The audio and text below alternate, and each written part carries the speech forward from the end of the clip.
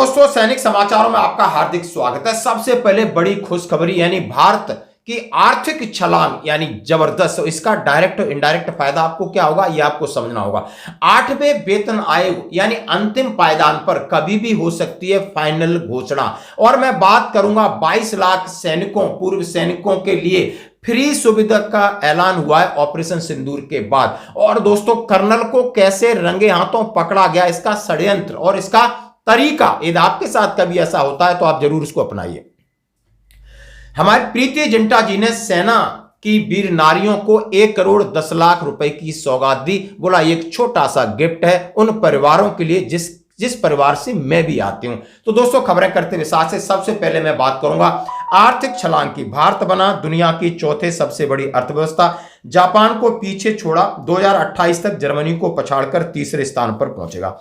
जैसे कि भारत आधिकारिक तौर पर जापान को पीछे छोड़कर दुनिया की चौथी अर्थव्यवस्था बन गया है। नीति आयोग के सीईओ वीबीआर सुब्रमण्यन ने 24 मई को एक प्रेस कॉन्फ्रेंस में जानकारी दी। भारत ने यह उपलब्धि अपने इकोनॉमिक पॉलिसी के कारण हासिल की है, जैसा कि आपके सामने। इंटरनेशनल मॉनेटरी फंड यानी आईएमएफ के आंकड़ों का हवाला देते हुए सुब्रमण्यन जी ने कहा, हम चौथी सबसे बड़ी अर्थव्यवस्था हैं। हम $4 ट्रिलियन की अर्थव्यवस्था हैं और आज भारत जापान से बड़ा है।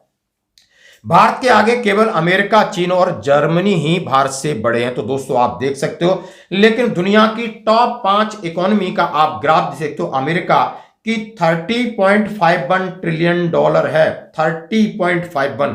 चीन की 19.23 ट्रिलियन है और जर्मनी 4.74 और भारत 4.187 है। आप देख सकते हो 4.187 और कहां चाइना 19.23 और आप देख सकते हो अमेरिका 30.51। अभी भी हमें बहुत आगे बढ़ना है। और भारत की इकोनॉमी पिछले 10 साल में 105% बढ़ी है। ये इसका आंकड़ा है कि बाकी देशों से सबसे अच्छी चीज क्या है कि भारत पिछले 5 साल में जो जीडीपी है 10 साल में 15 से 25 तक 105% बढ़ी है। अमेरिका की 66% बढ़ी है, चाइना की 76% बढ़ी है और जर्मनी की 44% बढ़ी। यानी एक जो 10 साल में बढ़ने का रेशियो है वो सबसे ज्यादा है।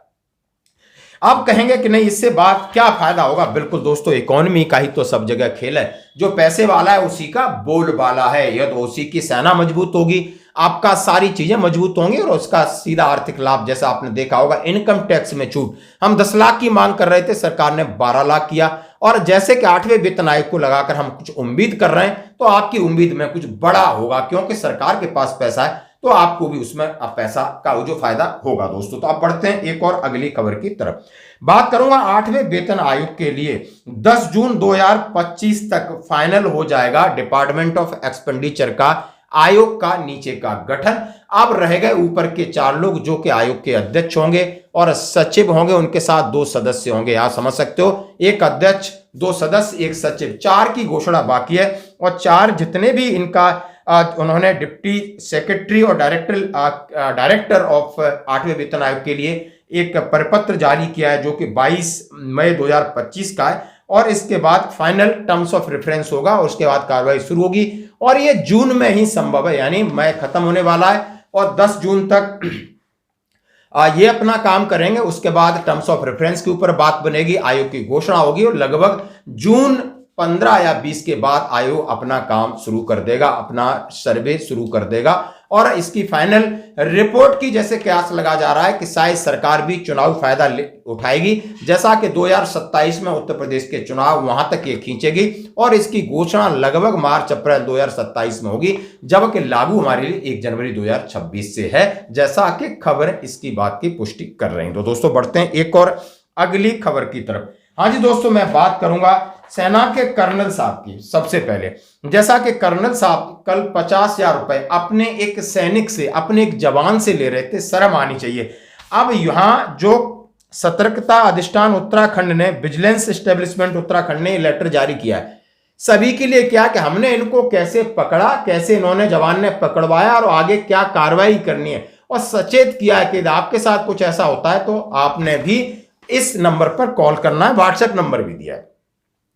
अब इन्हें कहा है कि जनपद बागेश्वर ने जिला सैनिक कल्याण अधिकारी बागेश्वर सेवानिवृत्त कर्नल सुबोध शुक्ला को 50,000 रुपए रिश्वत लेते रंगे हाथों गिरफ्तार किए जाने बेशक। शिकायतकर्ता ने सतर्कता अधिष्ठान में टोल फ्री नंबर 1064 पर शिकायत अंकित कराई। अब वो सैन्य कर्मी है, वो भी सेना का रिटायर्ड एक जवान है जो कि नौकरी कर रहा था, ओपनल के माध्यम से सैनिक कल्याण विभाग में कार्य करता था। उसका 11 महीने का अनुबंध था। अनुबंध की सीमा बढ़ाने के लिए जिला सैनिक कल्याण अधिकारी बागेश्वर सुबोध शुक्ला द्वारा 50,000 रुपए की रिश्वत की मांग की जा रही थी। शिकायतकर्ता रिश्वत देना नहीं चाहता था, उनके खिलाफ कानूनी कार्रवाई चाहता था, तो 1064 पर उन्होंने डायल किया। डायल करके पूरी सारी कहानी बताई। उक्त शिकायत पर सतर्कता अधिष्ठान सेक्टर हल्द्वानी द्वारा गोपनीय जांच किए जाने पर प्रथम दृष्टया सही पाए जाने पर अब उन्होंने पहले अपना एक गोपनीय जांच की, उन्हें लगा कि ये काम सही है। फिर उन्होंने अपनी टीम गठित की और इस जवान को कहा कि भाई 50,000 रुपए लेके आप पहुंचो और हमारे गुप्तचर हमारे लोग वहीं आसपास आपको मिल जाएंगे। और एक टीम का गठन किया। 24 मई 2025 को अभियुक्त जिला सैनिक कल्याण अधिकारी बागेश्वर सुबोध शुक्ला, जो कि सेवानिवृत्त कर्नल है, मूल निवासी रामपुर, पोस्ट ऑफिस बरसिंहपुर, पाली, बांदीगढ़, जिला उमरिया, मध्य प्रदेश के शिकायतकर्ता से 50,000 रुपए रिश्वत लेते हुए जिला सैनिक कल्याण एवं पुनर्वास कार्यालय में गवाहों के सामने रंगे हाथों गिरफ्तार कर लिया। अभियुक्त से पूछताछ जारी है। उक्त प्रकरण में भ्रष्टाचार निवारण अधिनियम के अंतर्गत अभियोजन पक्ष पर अनुसंधान किया जाएगा। निर्देशक सतर्कता डॉक्टर वी मुरुगेसन महोदय द्वारा ट्रैप टीम को नगद पुरस्कार देने की घोषणा की गई, यानी जिन्होंने ट्रैप किया उसको भी पुरस्कृत किया गया। दोस्तों बहुत अच्छी बात है। यदि कोई राज्य के सरकारी विभागों में नियुक्ति अधिकारी कर्मचारी अपने पदीय कार्य के संपादन में किसी प्रकार का दबाव बनाकर रिश्वत मांग करते हैं तो उनके द्वारा आय से अधिक अवैध संपत्ति अर्जित की गई हो, इन संबंधों में सतर्कता अभियान का toll free number 1064, WhatsApp helpline number 9456592300 पर संपर्क करके भ्रष्टाचार के विरुद्ध अभियान में निर्भीक होकर सूचना दें। यानी आपको नंबर दिया है 9456592300 पर आप कर सकते हैं। टोल फ्री नंबर 1064 है, ये उनका लेटर है। तो किस तरह कर्नल साहब को दबोचा गया, पकड़ा गया, पूछताछ जारी है, रंगे हाथों पकड़ लिया है। अब वो कुछ भी कहें, लेकिन उन्होंने जो कृत्य किया है, लेकिन शर्म की बात है, अपने सहकर्मी सेना का जवान उसको अनुबंध बढ़ाने के लिए वो 50,000 रुपए की मांग कर रहे थे और उनके साथ जैसी करनी वैसी भरनी।